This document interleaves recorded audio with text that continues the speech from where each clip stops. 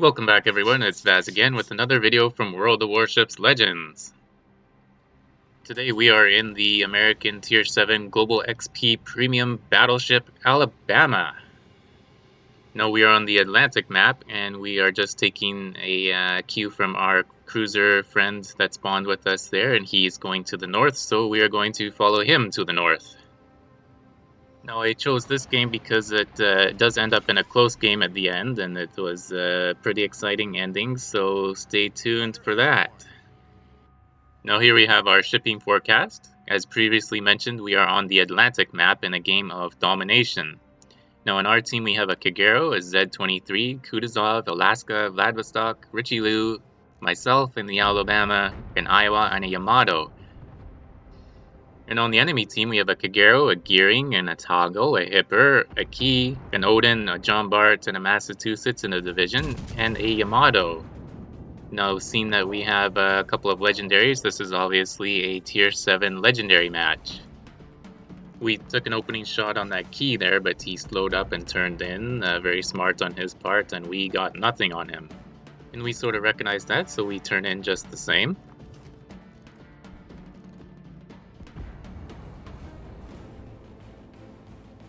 But alas, he turns broadside to us right when we are reloaded, and we let him have it.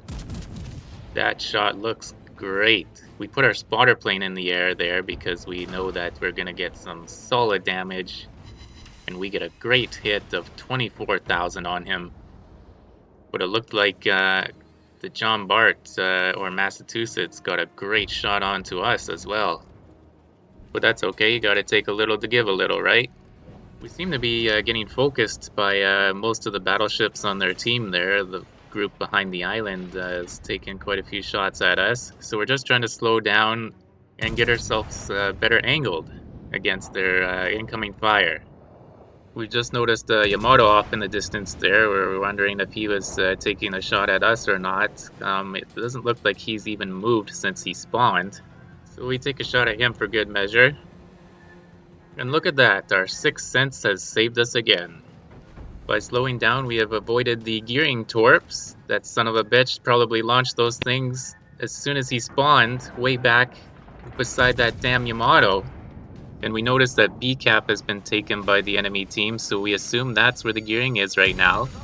We need to get ourselves away from this sort of alleyway here where he can launch more torps against us. Now that Gearing thought he was being sneaky, so I tell you what, I'm gonna get him if it's the last thing I do in this match. I guess you could say I'm gearing up to get the gearing. Huh? Anyone? Alright. Moving on. So I traded a few shots with that Atago, and he had set me on fire. I did lose my detectability, so I went ahead and used my damage con there to save some of my health points. Now I continued to back up because I noticed that the battleship group there started to make a push to the Charlie objective. So rather than taking forever to try and get myself turned around there, I just continued to travel in the backward position. I'm traveling a pretty good clip there at 16 or 17 knots. Plus our team positioning is kind of awkward there, where there's no one in front of me directly, so I kind of have to be a little bit wary of my positioning right now. At any point in time I could start to get focused again. And I am hoping to be able to use the islands in front of me as cover, and I do recognize that these ships are going to be sailing broadside to me pretty soon here, so I'm just getting ready to take a few nice shots on them. All the while trying to stay a little bit angled while keeping my back turret in the game there. I'm a big proponent of using all my turrets to try and get that DPM as high as possible in battleships. In this game, the commander I'm using is level 16 Legendary 1 Sims, which gives me the Dispersion Accuracy build, which I think is the best way to run the American battleships, especially at higher tiers. I've only recently gotten Sims to level 16. I think he is only the 4th commander I have at level 16. And I purposely did that because of the Alabama. I thought if I spent all that global XP on this ship, then I'm gonna use it quite a bit, and if I'm gonna use it quite a bit, then I might as well have a high-level commander to put on it. Now I realized that I was backing up at quite a fast clip there, and I'm almost near the back of the map, and so I try and slow myself down while still keeping pace with the enemy ships there. I want to keep their broadside to me. And I want to be over there so I can try and help out our cruiser and friendly destroyer over on Charlie there. Now, as we've gone along here, I've gotten quite a few good shots on that Massachusetts and John Bart, and we're up over 80,000 in damage now. And while we're reloading there, we're trying to choose which target we want to go with, and we're thinking the Massachusetts because he's so close to our Alaska. But then the Alaska rams the Massachusetts, and so that sort of makes our decision for us, and we end up having to take another shot on the John Bart. I thought he was almost dead by now. He must have had a pretty good heal on him there.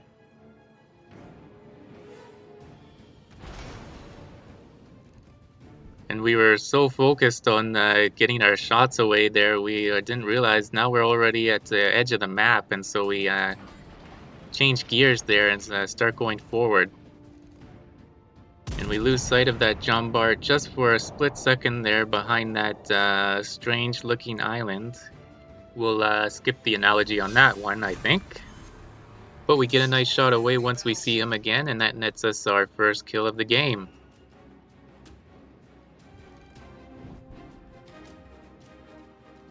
Now, admittedly, I wasn't paying enough attention to my position on the map, and I feel like I'm a little bit too far back here. Luckily, we do have some pretty good range on our guns, and so we are able to still shoot at this Otago here that was pestering us earlier in the game. So while we're taking aim at him, we're just going to make our way back over to the Bravo objective. So we take a shot at him, and somehow we just get one overpen. He was super lucky on that one. We get our back turret involved, but one of our teammates finishes him off, which was very nice. That puts us past the halfway mark in the game, and we are up in points, which is nice. That won't last for long, however. And so now we have the Yamato in our sights. We notice that he is still not moved from his spawn. Maybe a couple of inches forward, but not by much. There's some more freaking gearing torps. He looks like he still hasn't moved from his spawn, and he's still launching torps up that same freaking alley that he did from his spawn at the beginning of the damn game. Man, that pisses me off.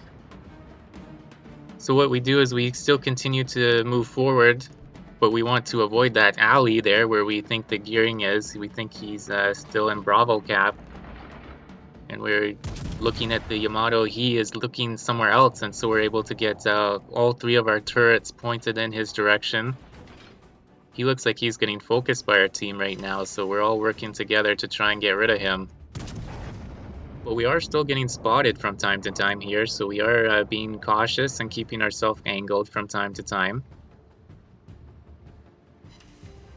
All the while making our way over to Bravo objective still.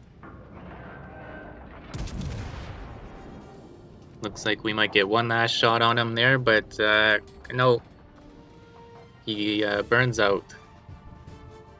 So we turn our attention back to our friend the Key.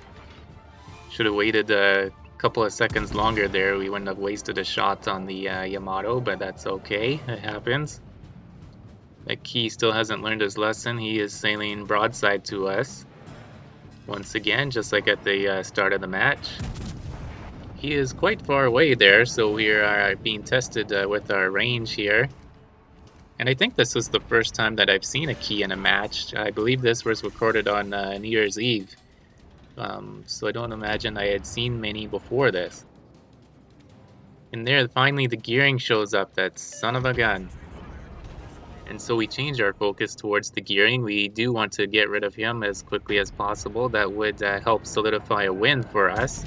We are very even in points at this moment. He's just taken out our Kagero, which leaves us with no destroyers on our side. And we get a shot out on him, and we do get him for a few thousand. But we're just slowing up here because we're not sure if he would have been able to launch some torps. We don't see anything yet, so there's a chance there might be torps in the water there. So we don't want to charge into Bravo quite yet. And besides, I do see our friendly Kutuzov going into Bravo, so I think to myself, I don't need to go and get it. What I'm going to do is go more towards the southeast and try and head off that gearing. The last thing I want to do is run straight into that cap and get torped by that gearing and cause us to lose the game. I haven't seen him send torps out in a little while there. The cap is contested, so we assume he's in the cap somewhere. Our Kutuzov is pursuing him.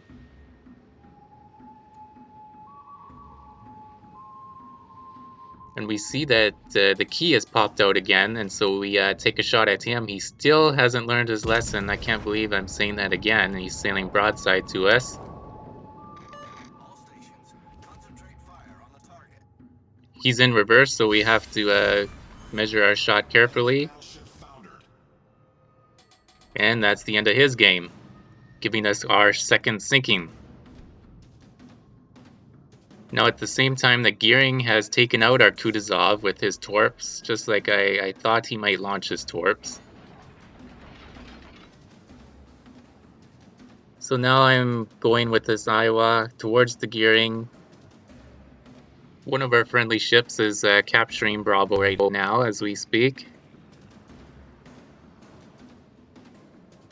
So I'm thinking in my mind here, the Iowa can go one way, I'll go the other way, and hopefully we'll pinch this gearing while his torps are reloading.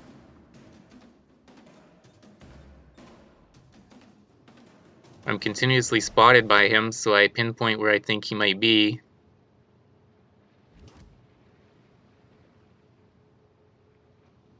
The game is super close, so we do need to be very careful with all of our moves from now on.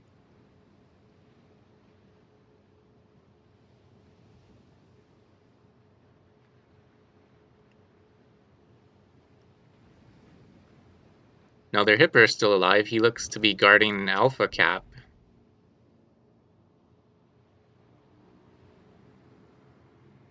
And him and the friendly Richelieu look like they're about to have a little confrontation, and somehow the Richelieu gets torped by the Hipper.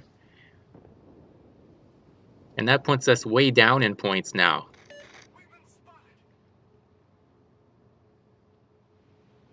I had HE loaded for the gearing. I was getting prepared to shoot at him, and now that it's loaded and the Hipper's in my sights, I'm going to take a shot at him with HE.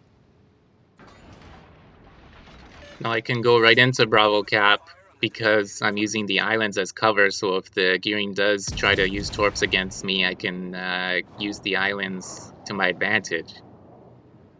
I get a good shot on the Hipper there with HE, and I'm able to knock out his engines. If you haven't seen the video done by the Galloping Major and Eternal Abyss over on Back to the Port, that's definitely something worth checking out. It'll show you how the German cruisers have a weakness in their midsection, and when you fire HE at it with the battleship, you can knock their engines out almost every time. And now that we've unloaded our HE, we can swap over to AP. We net ourselves the high caliber medal, and one final shot on the Hipper, and we put an end to his game, giving us the lead with just over a minute to spare. Now I tell everyone to get back. The last thing you want to do is get torped by this gearing and lose the game with less than a minute left. We know that his torps have probably reloaded by now since he killed the Kutuzov a few minutes ago. And this entire time I've seen that I'm been located. Obviously he's using twist and track. You can see the indicator below the spotted indicator on the screen there. And so I'm expecting torpedoes at any moment. So what I'm going to do is use this island as cover, and because it's going to take me forever to slow down, I'm going to make a hard left turn right into the island. And look at that, one set of torps, and then second set of torps. I knew that little bugger was going to do that. Whether those would have finished us or not, I'm not sure, but I was able to avoid all of them. And I give myself a little, that's how it's done. We had swapped back to HE after we dispatched the Hipper, and we continued to back up to see if we might get a view of this gearing, because if you remember at the beginning of the match, I said that there was one thing I would do before the end of the match, and that's get that damn gearing. So we end the game with 152,000 in damage, 4 total kills, and the high caliber medal. And most importantly, we get a win in a hard-fought game. Top of the leaderboard for our team with 2700 XP. Well, I do plan to do something special for my next video. It will also involve the Alabama, so stay tuned for that. If you liked that video, go ahead and hit that thumbs up button. If you want to see more of my videos, go ahead and hit the subscribe button. Until next time, stay healthy and do what makes you happy.